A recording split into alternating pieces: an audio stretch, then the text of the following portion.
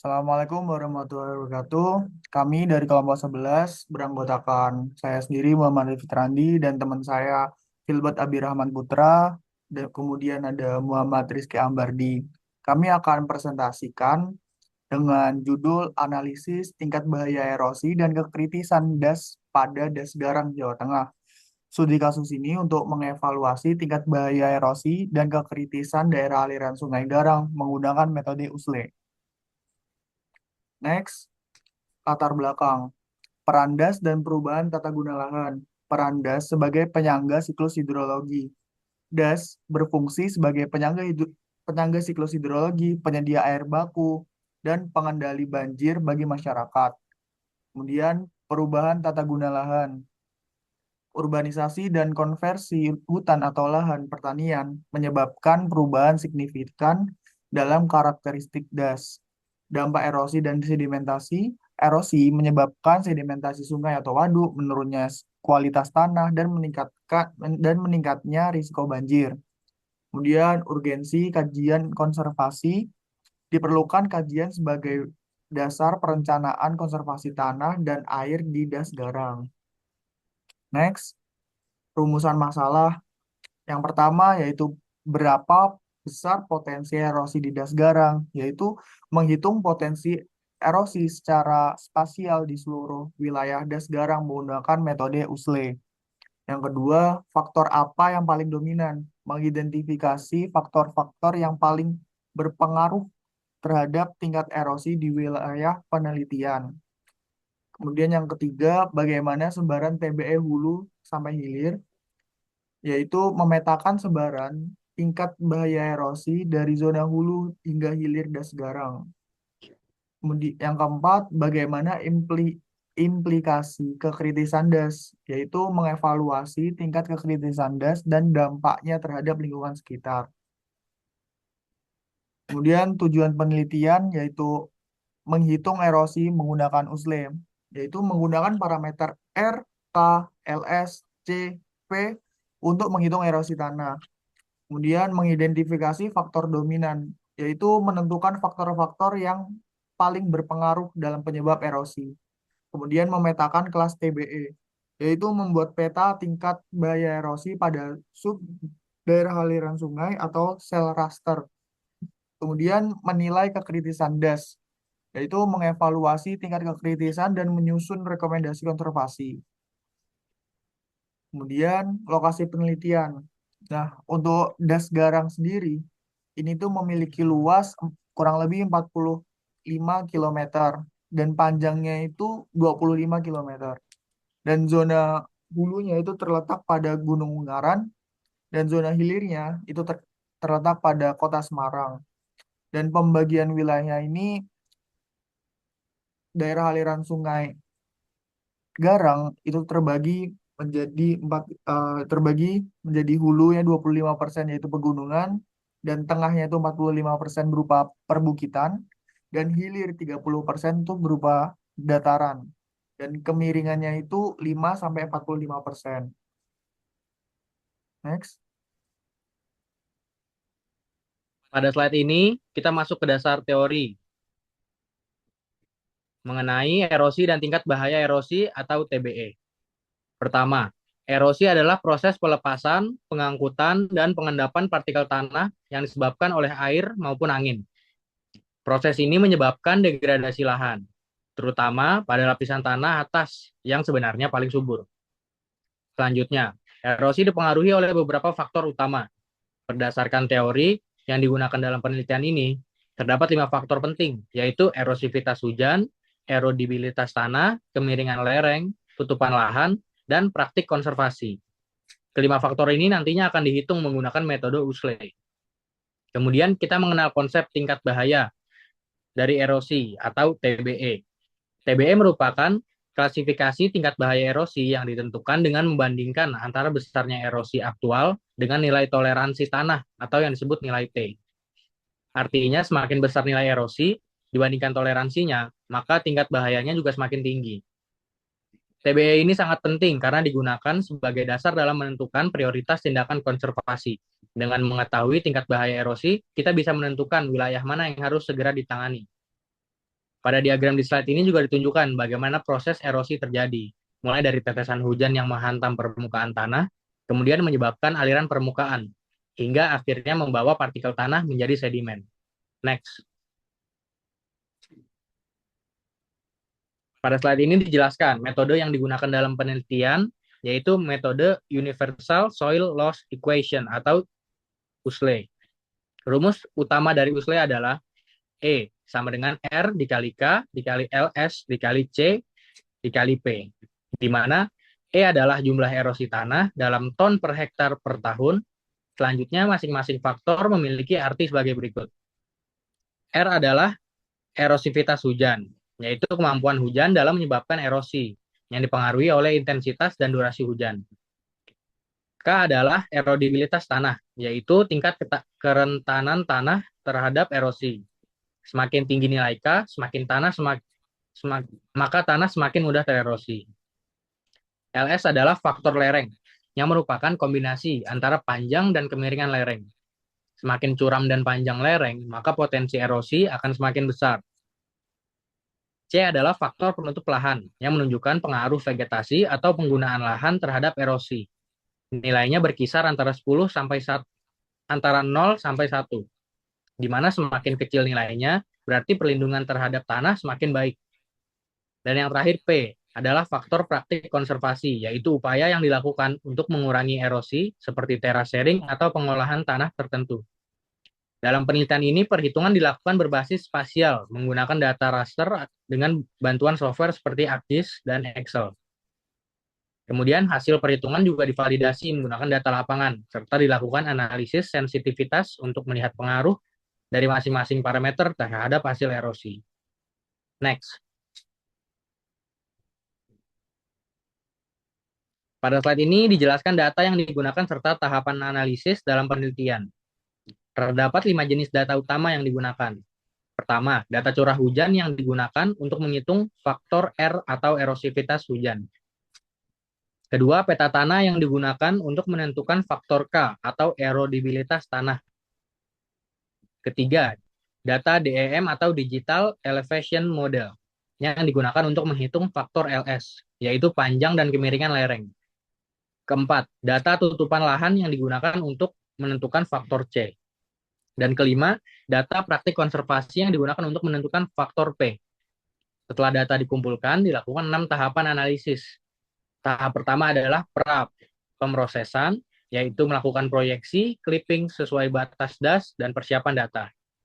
Tahap kedua adalah perhitungan faktor R berdasarkan data curah hujan. Tahap ketiga adalah penentuan faktor K dari peta tanah. Tahap keempat adalah derivasi faktor LS dari data DM. Tahap kelima adalah penentuan faktor C dan P berdasarkan tutupan lahan dan praktik konservasi. Dan tahap terakhir adalah overlay dan analisis, di mana semua faktor dikombinasikan menggunakan rumus USLE untuk mendapatkan nilai erosi.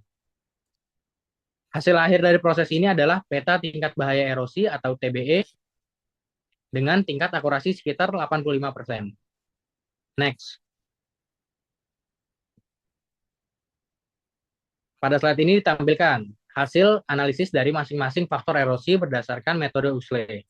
Untuk faktor R atau erosivitas hujan, diperoleh nilai sebesar 245,8 yang termasuk dalam kategori tinggi. Hal ini menunjukkan bahwa curah hujan di wilayah das Garang memiliki potensi besar dalam menyebabkan erosi.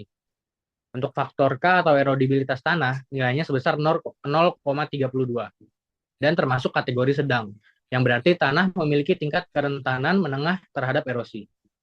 Selanjutnya, faktor LS atau lereng memiliki nilai sebesar 8,45 dan termasuk kategori tinggi. Ini menunjukkan bahwa kemiringan lereng menjadi salah satu faktor dominan dalam meningkatkan erosi. Untuk faktor C atau penutup lahan, nilainya sebesar 0,15 yang tergolong rendah. Artinya, tutupan lahan di wilayah ini masih cukup baik dalam melindungi tanah dari erosi. Sedangkan faktor P atau praktik konservasi memiliki nilai sebesar 0,8 yang termasuk kategori sedang, menunjukkan bahwa upaya konservasi sudah ada, namun belum optimal. Berdasarkan keseluruhan hasil ini, dapat disimpulkan bahwa faktor yang paling dominan dalam menyebabkan erosi di das Garang adalah faktor LS atau kemiringan lereng. Selain itu, secara spasial terlihat bahwa nilai LS tertinggi berada di zona hulu dengan kemiringan sekitar 15 hingga 25%. Oleh karena itu, wilayah subdas di bagian timur dan daerah hulu menjadi area prioritas yang memerlukan intervensi konservasi negara. Konservasi segera.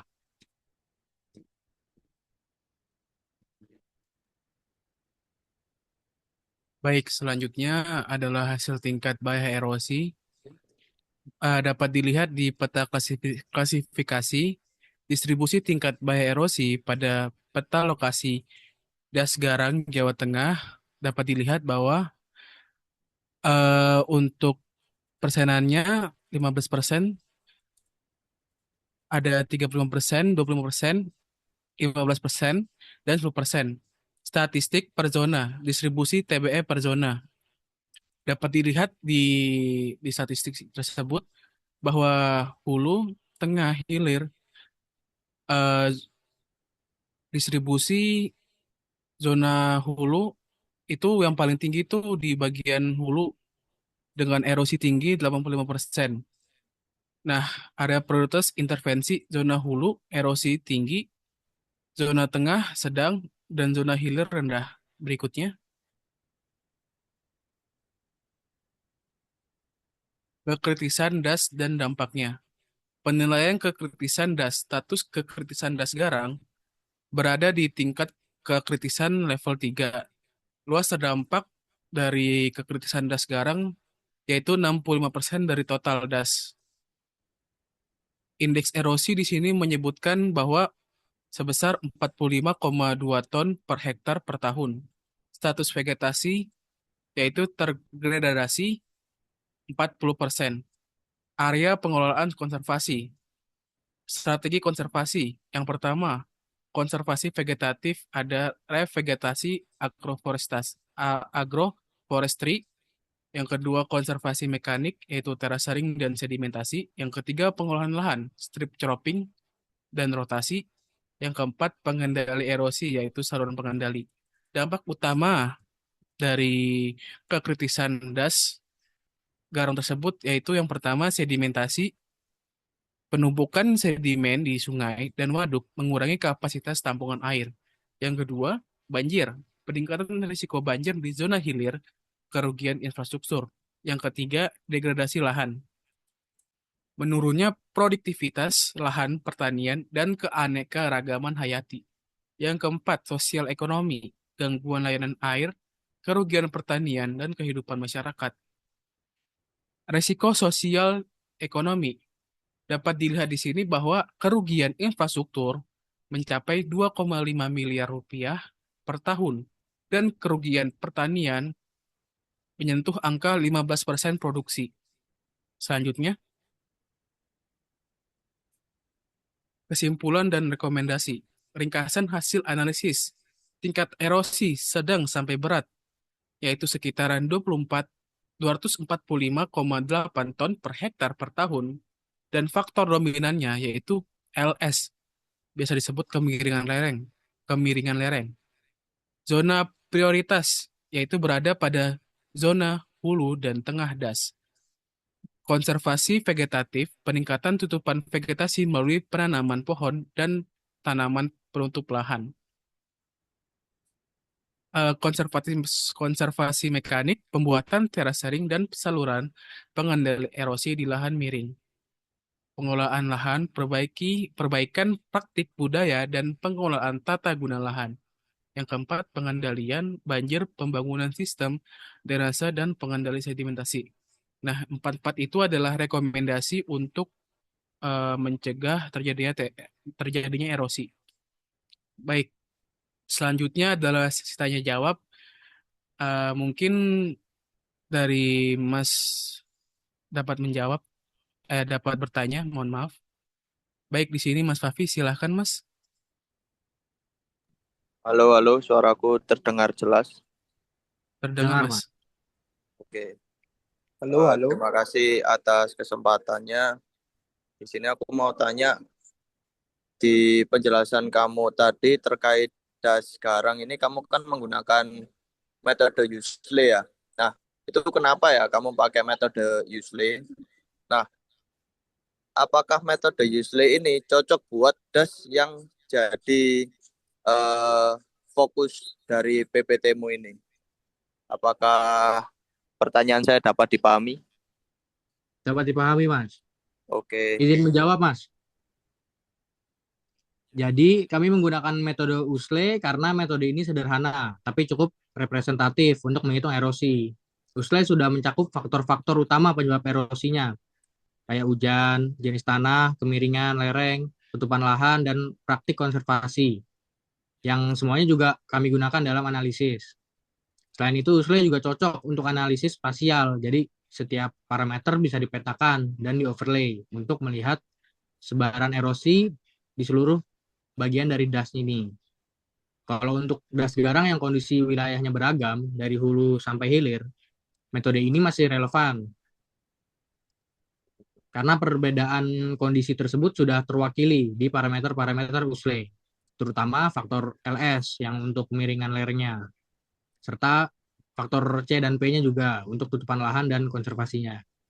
Jadi meskipun wilayahnya kompleks, USLE tetap bisa digunakan karena mampu mengakomodasi variasi dari kondisi yang ada di dalam das dan memberikan gambaran tingkat bahaya erosi secara lebih menyeluruh. Apakah menjawab, Mas?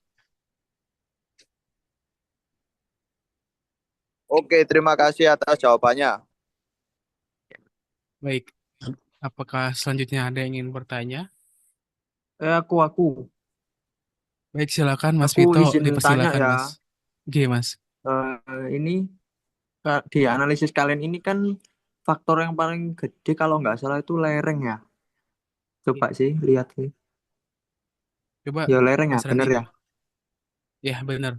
Nah, kalau gitu rekomendasi kalian buat konservasi paling efektif untuk nurunin erosi di zona hulu apa ya?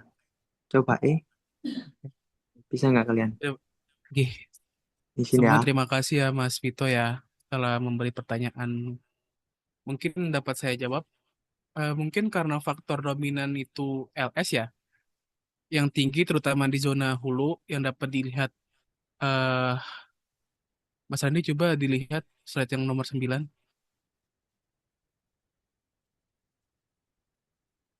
Nah,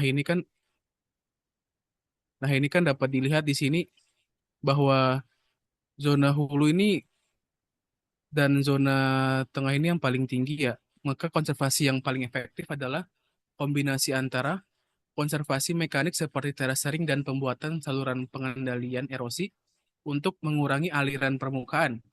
Konservasi vegetatif seperti revegetasi atau agroforestry untuk meningkatkan tutupan lahan sehingga energi jatuhnya air hujan dapat dikurangi.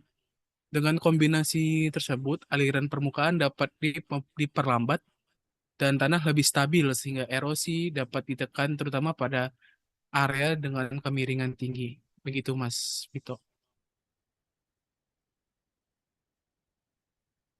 Oke, terima kasih Bagaimana Mas? Filbert. Oke. Jawabannya sangat menjawab. Terima kasih ya Mas ya. Mungkin eh, sekian presentasi dari kami dan terima kasih juga untuk Mas Vito dan Mas Fabian karena telah bertanya kepada kami. Sekian dari kami. Mohon maaf bila ada kekurangan dan salah kata dari kami. Assalamualaikum warahmatullahi wabarakatuh. Waalaikumsalam Waalaikumsalam. warahmatullahi wabarakatuh.